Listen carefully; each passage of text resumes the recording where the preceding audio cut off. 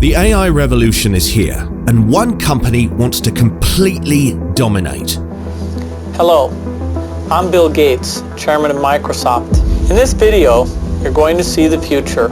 Microsoft wants to own our futures. That's a terrifying sentence, but it becomes even more eye-opening when you look at the details surrounding the company. Microsoft is currently working harder than they've ever worked in order to lead the pack with artificial intelligence. The AI revolution is not rapidly approaching. My friends, it is here, and it's disrupting every industry. The hot new AI program ChatGPT. So many users are piling in to try it out that the chatbot Microsoft is funding to the tune of more than $1 billion, it's reportedly hit full capacity. How should you feel about this? Well, something is going on with Microsoft's advancements in AI, and it needs to be explored.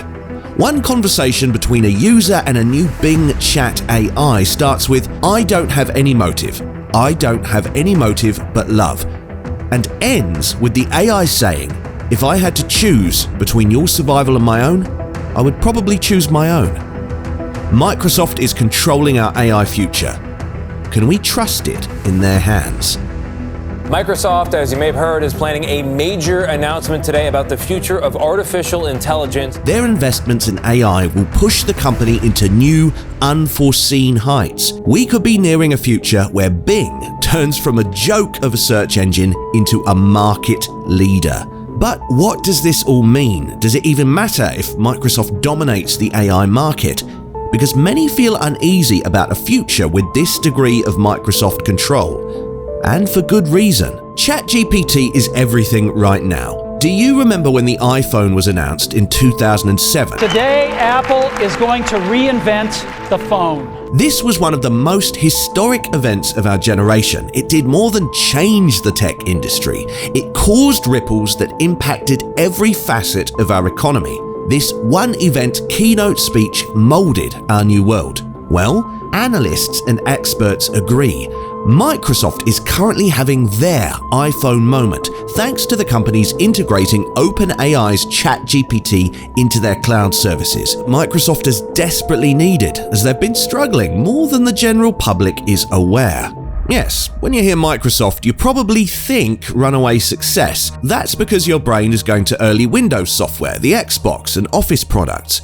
But this isn't exactly the truth. The real story is that throughout the 2000s and 2010s, Microsoft had a pattern of being constantly behind the curve. The company fell behind and embarrassed themselves as Google, Apple, and Meta led the charge for technological advancements and consumer software. Meanwhile, Microsoft had few new and promising products to show for. Do you remember the Zune? This was Microsoft's competitor to the iPod. It failed miserably, only selling a few million compared to the hundreds of millions of iPods Apple sold. How about the Kin? Microsoft's response to the iPhone that allegedly sold 10,000 units. No? Oh, then maybe you remember Groove Music, Microsoft's response to Spotify that absolutely bombed.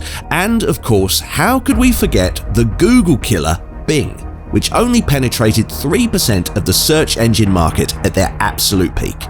Microsoft was losing to their competition left and right for 2 decades. In 2012, the iPhone brought in more revenue than the entirety of Microsoft. This includes the Windows Phone, the Xbox, Bing, and more. Microsoft was unable to show promise for their new products, as they have been chronically behind the curve for 2 decades. Microsoft's fallen behind. I mean, Microsoft's not as cool as it was when it first went public in 1986. They've been overtaken by Google, by Apple, by Facebook, by other companies that are moving much more in the mobile area. But things are starting to change rapidly. In the present day, Microsoft isn't exactly on their last legs by any means. Their cloud business, Azure, Microsoft Office, the Xbox are all doing notably well, but there's still an embarrassment in the field of consumer software. In 2019, the shift we're experiencing now began when they made their effort to finally be ahead of the curve after 2 decades of falling short. Microsoft made their first investment into AI lab, OpenAI. OpenAI, for context, was founded in 2015 by some of the biggest names from Silicon Valley, such as Elon Musk and Sam Altman. The non-profit aimed for an open-source AI. Their aim was unambiguously to be a force for good. As the years passed, new deep learning models were released by OpenAI that began building the global hype for the company. DALL-E was revealed in January 2021, allowing users to generate hyper-realistic images based on a single prompt.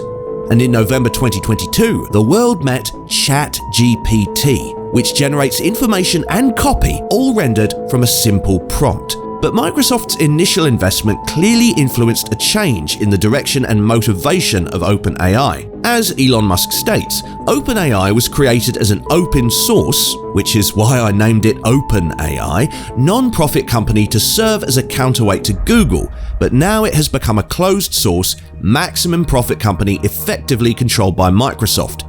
Not what I intended at all. What Musk is referring to is the $10 billion investment that Microsoft made into OpenAI in early 2023. The groundbreaking partnerships will see Microsoft build new AI supercomputing technologies. For example, having ChatGPT AI responses built into the Bing search engine. This is groundbreaking. They're finally ahead of the curve. This is Microsoft's iPhone moment.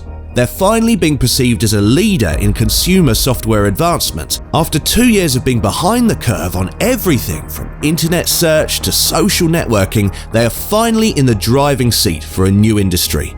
This has even led Google to launch their own consumer AI capability software, Bard, much earlier than they had anticipated. The giants of tech see Microsoft as a serious threat. Bard will be an AI feature of Google that can give complex answers to user questions like math problems, can even generate entire essays. But this is where concerns arise about Microsoft's practices through the years. They are currently leading an industry, one that is set to be our future. How have they operated in the past when they were leading the pack? Well, Microsoft does not have the best history of playing ethically and legally.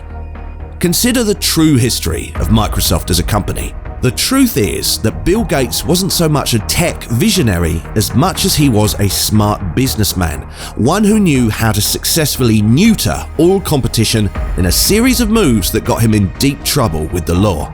Google's motto in the early 2000s was "Don't be evil," which was meant as a cheeky insult to Microsoft, who was notorious for their evil practices.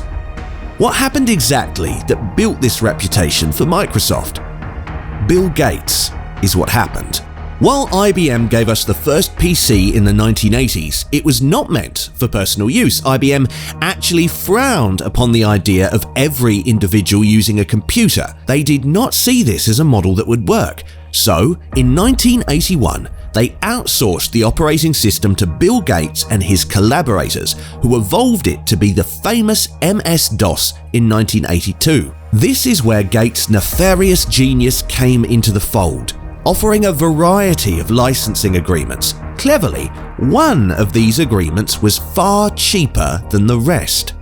This agreement contained a clause saying that Microsoft had to be paid for every machine sold, regardless of whether their operating system was being used. This essentially blocked out all other OS competition, paving the way for Microsoft to monopolize the market very early on. This clause allowed them to immediately become the only legitimate operating system and PC player within the market, aka a monopoly.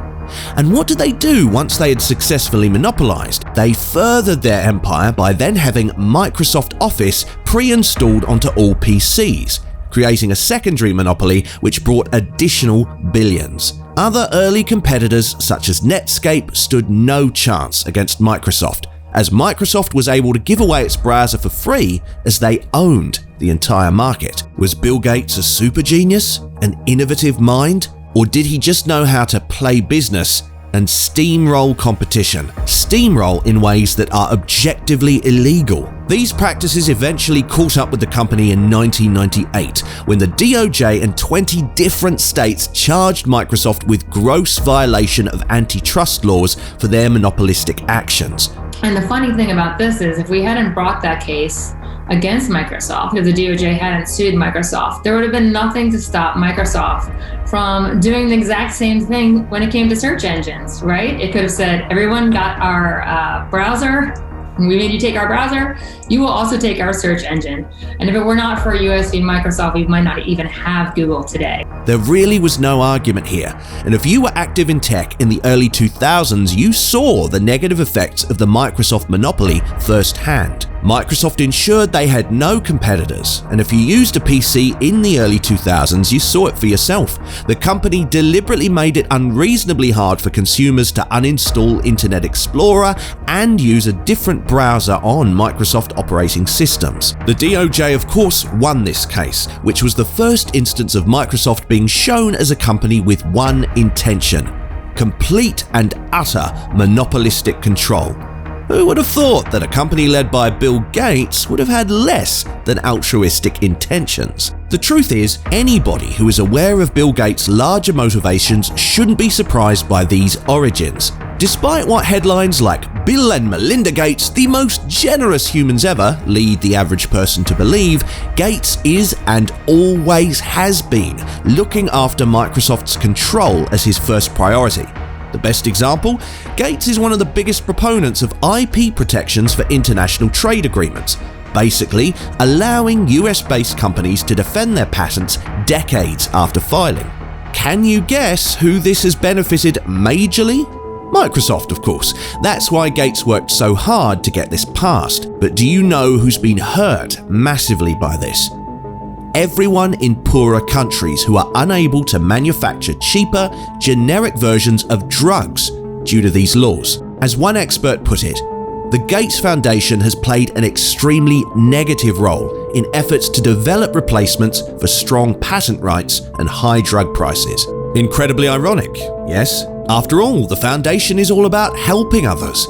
While undoubtedly they've made some amazing strides in global humanitarian work, please don't forget that the company's main trustees are Bill, Melinda, and Warren Buffett. The foundation helps Gates and his friends retain control. Yes, Bill Gates stepped down as Microsoft's CEO in the year 2000, but the culture, practices, and values he fostered clearly still exist at the company. As recently as 2022, a former Microsoft employee accused the company of making and taking bribes for decades. He provided several suspicious red flags he witnessed during his time with Microsoft, such as when Microsoft gave the Saudi Ministry of the Interior a $13.6 million discount on paper, which never reached the ministry. In 2015, a Nigerian official stated that the government paid $5.5 million for licenses for hardware they did not possess from Microsoft. The employee claims that his attempts to state his concerns resulted in retaliation within Microsoft by managers, which led to his eventual termination from the company. Federal regulators are investigating Microsoft kickbacks that allegedly bribed foreign officials in return for software contracts. Microsoft says it's committed to the highest ethical standards. You might be asking, why does this matter in a conversation about AI?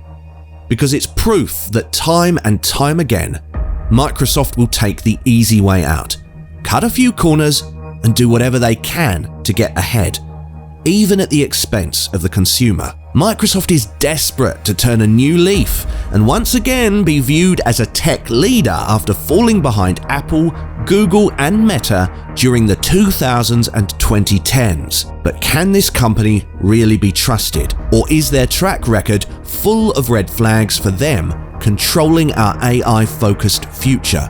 While only time will tell, you can get a better picture of the business ecosystem by watching this documentary on the coming collapse of Netflix, so you can stay informed.